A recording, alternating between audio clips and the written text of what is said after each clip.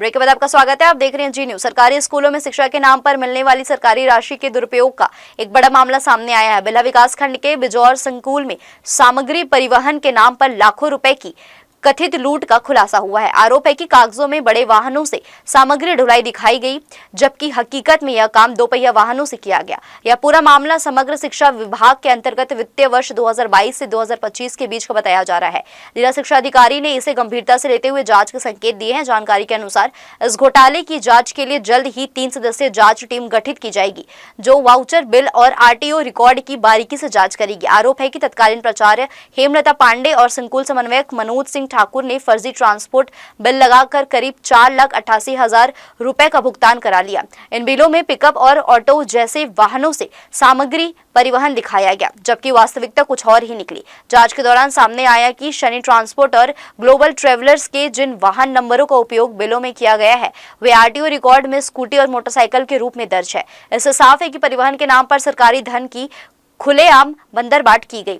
मामले पर जिला शिक्षा अधिकारी विजय तांडे ने कहा कि सरकारी धन के दुरुपयोग को किसी भी स्थिति में बर्दाश्त नहीं किया जाएगा। जांच रिपोर्ट आने के बाद दोषियों के खिलाफ सख्त अनुशासनात्मक और कानूनी कार्रवाई की जाएगी। अब सभी की नजर इस बात पर टिकी है कि शिक्षा विभाग इस भ्रष्टाचार पर कितनी कड़ी कार्रवाई करता है। इसमें जो है ये शिकायत प्राप्त हुई है कि इस तरह की जो जैसे आपने कहा उस तरह की घटना घटी है संकुल बिजौर में, और वहाँ पर ये जांच से पता चलेगा कि क्या सही है क्या गलत है। इसके लिए 3 सदस्यीय जांच दल गठित किया जा रहा है। अभी कर नहीं पाए हमें व्यस्तता के कारण, कर रहे हैं उसको, बहुत जल्द कर लेंगे, आज ही कल में कर लेंगे हम। जांच प्रतिवेदन जैसा आएगा, जो भी उसमें खामी नज़र आएगी उस आधार पर कार्रवाई भी की जाएगी। और जिस तरह से आप बता रहे हैं कि बाइक में ले गए हैं और देयक जो दे रहे हैं वो भार वाहन जो है उसमें ले जाया गया है, ऐसा करके दे रहे हैं, जो उचित नहीं है। जिसमें ले जाए गए हैं उसका देना था उनको, तो ये उचित नहीं है, नियम से विपरीत है ये। और जैसे आपने 4-4.5 लाख का बता रहे हैं, उतना अनुदान संकुल को शायद नहीं मिलता है मेरे ख्याल से। अधिकतर ये पिछले 3 या 4 साल का ये राशि मिला है।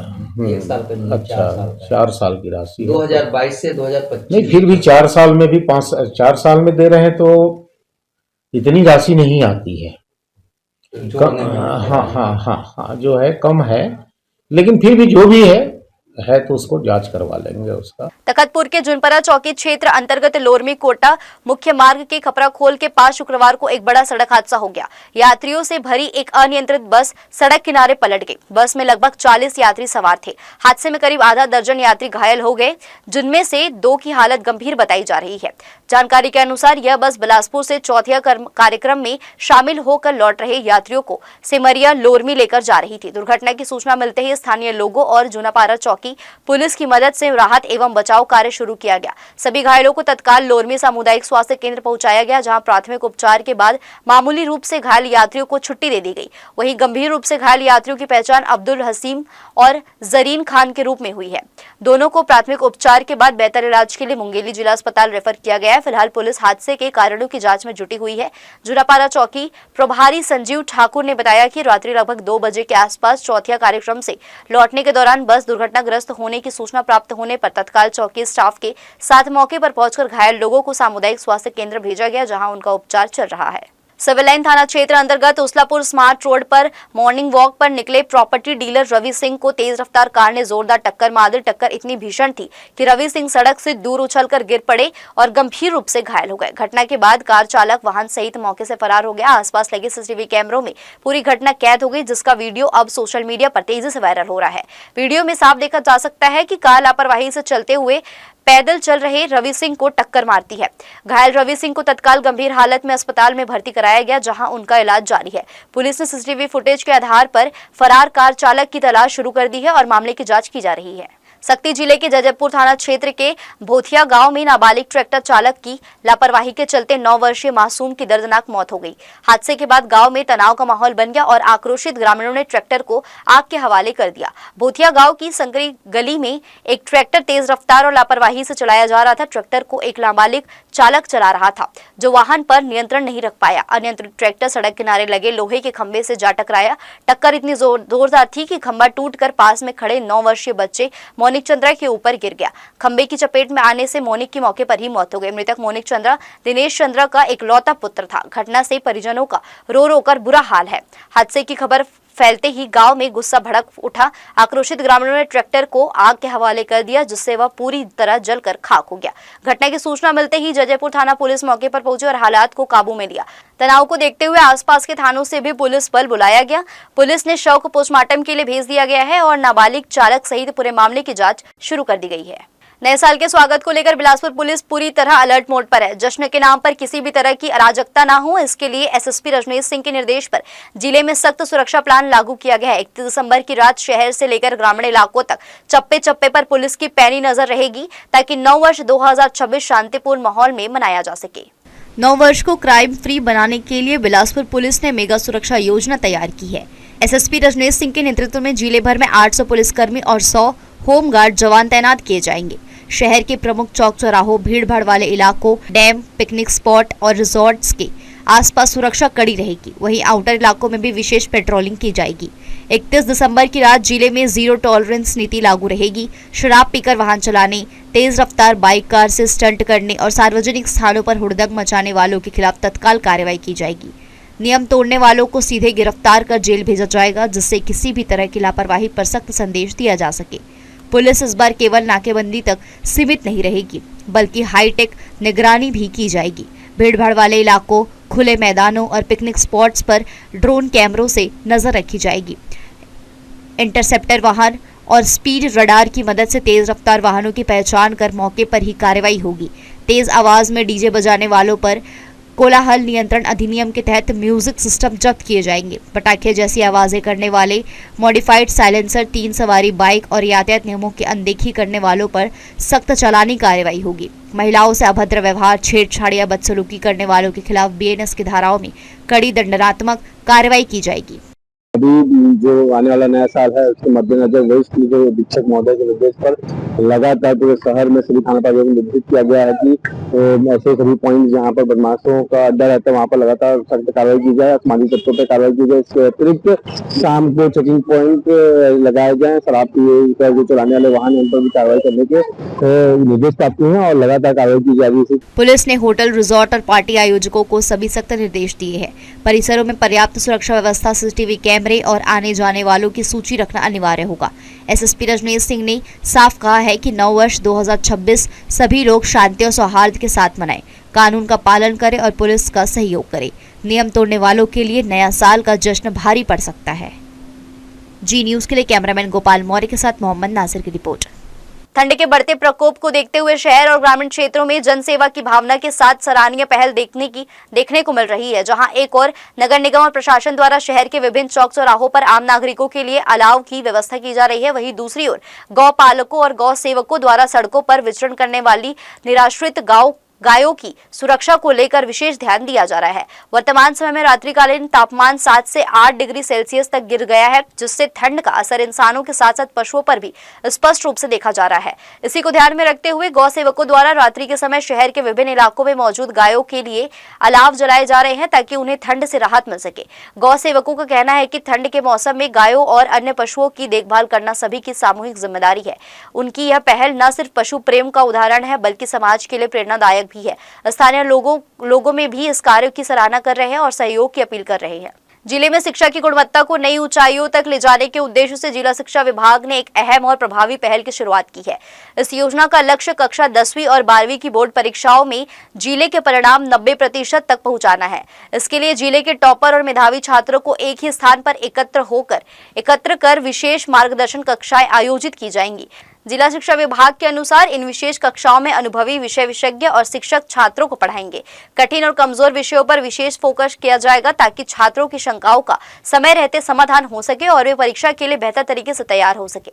इस पहल में पढ़ाई के साथ साथ परीक्षा रणनीति पर भी विशेष ध्यान दिया जाएगा। छात्रों को समय प्रबंधन, उत्तर लेखन की सही तकनीक, प्रश्न पत्र पढ़ने का तरीका और बोर्ड परीक्षा में बेहतर अंक लाने के व्यवहारिक टिप्स सिखाए जाएंगे, जिससे उनका आत्मविश्वास मजबूत हो सके। योजना के तहत छात्रों का नियमित मूल्यांकन किया जाएगा और उनकी प्रगति पर लगातार नजर रखी जाएगी। नहीं, इनके लिए हमने एक जानकारी सभी जगह से, सभी विद्यालयों से बुलवाया है कि जो बच्चे 80 से ऊपर है प्रतिशत 9वीं में बना है या 90 या 90 से ऊपर प्रतिशत बनाए 9वीं की कक्षा को पास करके आज वो 10वीं की कक्षा में पढ़ रहे हैं। इसी तरह से कुछ बच्चे 11वीं में जो है वो भी 80 या 90 प्रतिशत से ऊपर जो बनाए हैं, उनका जो आज 12वीं की कक्षा में पढ़ रहे हैं, उनका हमने एक जानकारी बुलवाया है। प्रयास हम कर रहे हैं पूरे ज़िले से 30-35 बच्चों को, 30-35 बच्चे कक्षा 10 के, 30-35 बच्चे कक्षा 12 के जो है उनको बुलवा करके एक सप्ताह के लिए कम से कम विशेष कोचिंग दें, जिस विषय विशेषज्ञों की सहयोग से, साथ में कलेक्टर साहब का सहयोग उसमें अत्यावश्यक है। मिल जाते हैं तो ये भी काम करेंगे ताकि उनका परसेंट अच्छा आ जाए और मेरिट के स्थान पर वो पहुंच जाए। ऐसी अपेक्षा के साथ बहुत जल्द करेंगे इसको भी, 10 जनवरी के बाद जो है। बिलासपुर जिले में पीडब्ल्यूडी विभाग द्वारा कराए जा रहे सड़क मरम्मत कार्यों की गुणवत्ता एक बार फिर सवालों के घेरे में आ गई है। कुदुदंड इलाके की सड़क पर 4 दिन पहले कराया गया मरम्मत कार्य अब जगह जगह से उखड़ने लगा है। इतनी कम अवधि में सड़क की हालत खराब होना विभाग की कार्यशैली और निर्माण गुणवत्ता पर गंभीर सवाल खड़े कर रहा है। स्थानीय लोगों के अनुसार कुदुदंड रोड पर मरम्मत के नाम पर सिर्फ औपचारिकता निभाई गई।